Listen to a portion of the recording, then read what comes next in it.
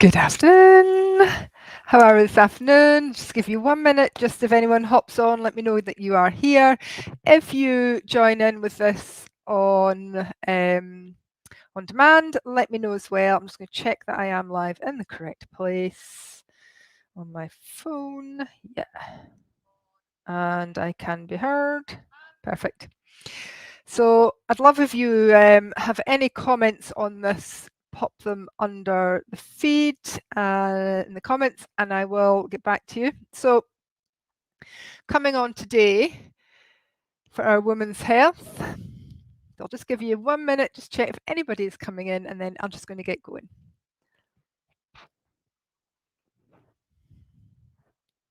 Okay, so women's health talk.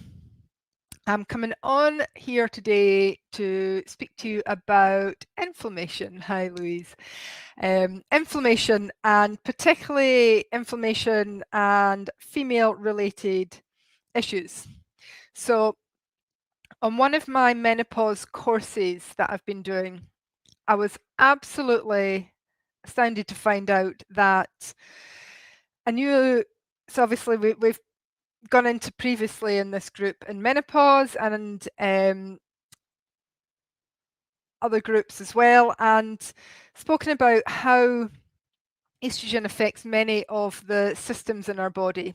So we have like 1,000 estrogen receptors in the body, brain,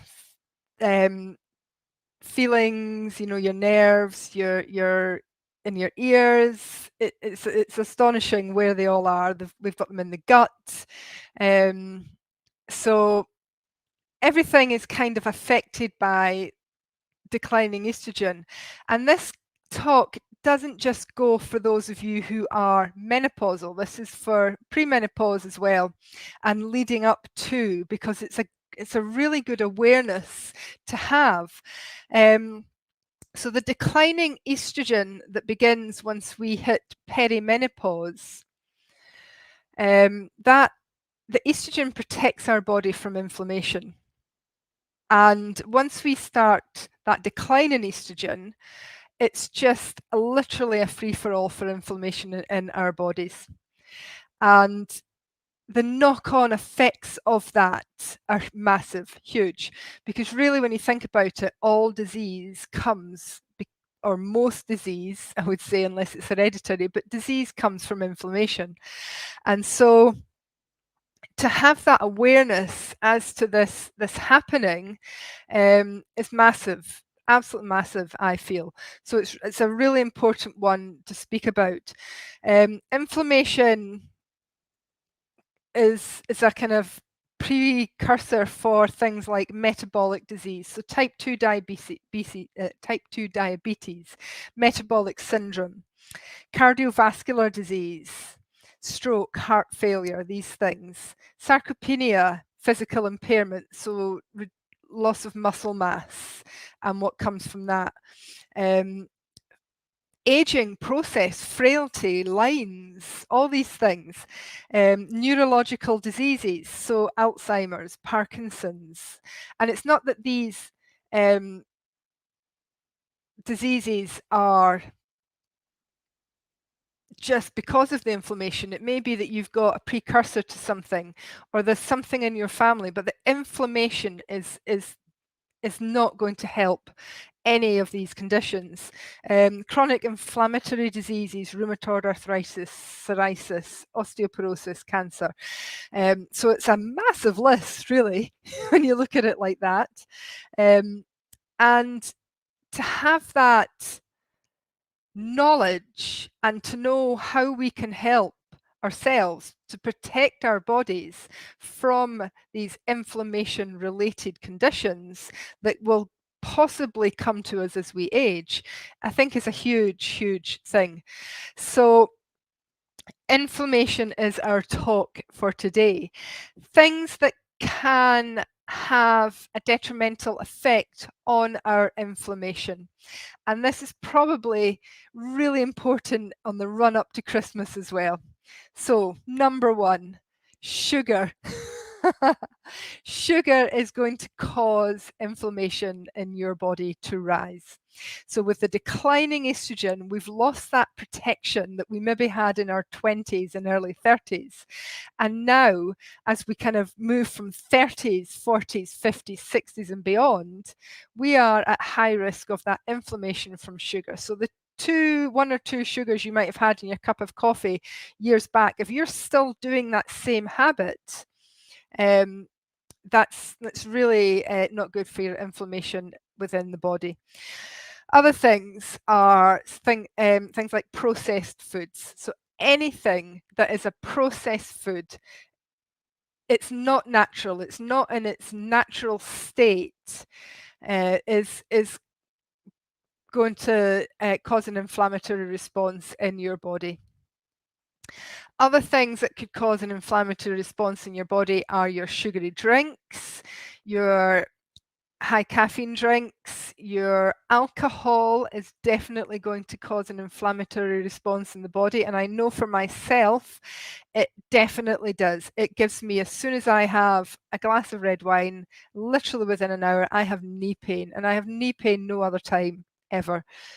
So it definitely brings on an inflammatory response for me as well. And a little side note, if you are on HRT, alcohol will knock out the estrogen receptors looking for that estrogen in your HRT. So if you are on estrogen, it is likely that alcohol will increase your symptoms of menopause. Other things that can be cause inflammation in the body is high stress.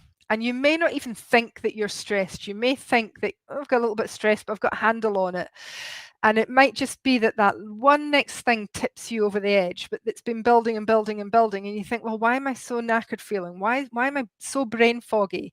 Why am I feeling aches and pains? Why am I not recovering from my exercise the same? Why am I not sleeping at night? So all these things, why am I eating all the crap? Which then just, it's like that hamster wheel that we've spoken about before, that once you're on it, it's really difficult to get off.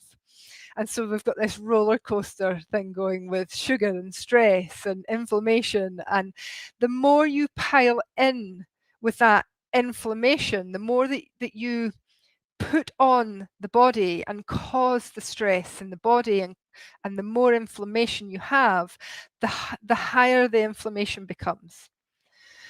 So then it becomes more difficult to get a handle on it. So it's a really good thing to be aware of, eating more natural foods, eating your fruits with skins on, your berries, your green leafy veg and your other veg. Really, really important. Think about even the carbohydrates that you're eating. Are they the quick sugar release carbohydrates, or are they the unrefined carbohydrates that are going to take longer to digest? And thinking about your good sources of protein. So always coming back to these kind of basics, the controllables in your diet, but also your hydration. If you are not hydrated, it puts your cells in your body under a little bit more stress. It puts the organs under more stress. So keeping up your hydration. Thinking about your stress management and where you can let go of something that's causing you stress in your life, in your diet, in your work, whatever it is. Maybe even it's over exercising. Maybe you're doing too much HIIT and it's causing stress and inflammation in your body. So even that can up the stress markers in the body. Things like your sleep pattern. If you're not getting enough sleep, then you're waking up tired, you're waking up feeling a little bit more stressed. Firstly, that's going to bring the inflammation high. Then you're probably going to just eat all the stuff. And again, here we go, back on that roller coaster. So really, really interesting, and definitely something I am going to bring into this group more in a little bit more detail on each part as well. And also thinking about your time in nature, or time for you, time where you just bring yourself back, whether you're not having to deal with the stuff. Thinking about where can you put that into your day every single day. Even if it's just coming into the group here, into the VIP group, and putting on one of the mindfulness meditations that we did way back at the start of the group.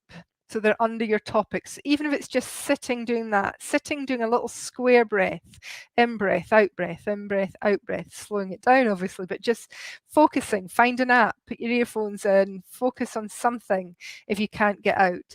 Take a moment just for yourself every single day, just to help reduce the stress, the inflammation. And also thinking about your exercise. Are you always doing the HIIT, the quick fix, the long runs? Do you maybe need to rein it in and find something a bit more less on your joints, a bit of LIT, or a bit more yoga type, or a bit more chilled out fitness Pilates? Thinking about that as well. So yes, we definitely want to be lifting the weights.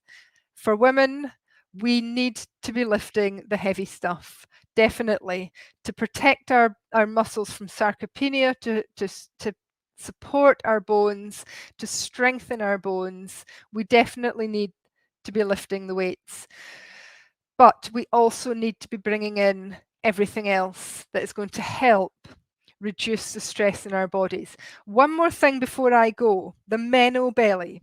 So if you used to maybe carry your weight around your butt or your hips or your boobs, and now you're carrying it all around the middle, and it literally just kind of sits like a wee pack on the front here.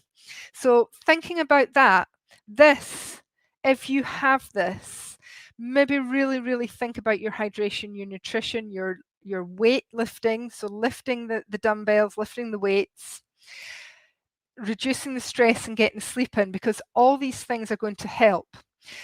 Inflammation is what's causing this, as well as maybe a little bit of overeating and not doing the weights and all the other stuff. But inflammation and the reducing hormones, estrogen and progesterone as well, are the reason for this. But this Meno belly, this pocket of fat that we women seem to end up with as we age, acts as an organ all by itself. Wow. I mean, isn't that shocking? Absolutely shocking. It just amazed me to find that out. It acts as an organ all by itself. And this organ puts stress on our bodies, and this organ is part of our cause of inflammation.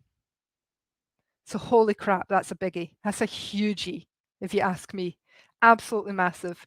So definitely something, because I have allowed mine to get out of control in the last 6 months since Tony's been home. And I now, in the last month, have been really focusing on, if this acts as an organ all by itself, and this can cause inflammation throughout the body, brain, cells, everything, organs, then I have been putting myself in the last 6 months at higher risk of all those age-related diseases that we as females are more predisposed to because of our declining estrogens. So there are things that we can do to help protect ourselves. Green leafy veg. Think about the nutrition side, huge. Hydration, stress, sleep, exercise, nature. All the controllables, all the things that we keep coming back to are massive in this. So I hope in the run up to Christmas, this just makes you just sit back a little and rethink all the stuff that comes in through the door and into the cupboards and into the fridge. And yes, absolutely, eat it, and eat it without guilt, but not every day and not every meal. So get the good stuff in, ladies. Reduce the stress, get the sleep, think about the exercise. And I do hope that was interesting for you. It absolutely, I'm not joking, it blew my mind to find this out. And especially the fact that the belly acts as an organ all alone on itself, causing inflammation throughout the body, and especially during peri and the menopause and the post-menopause stage. So literally, if you're over 30, really need to get a handle on that area. So thank you for listening. I hope that was really interesting for you today, and I will see you again soon. Bye.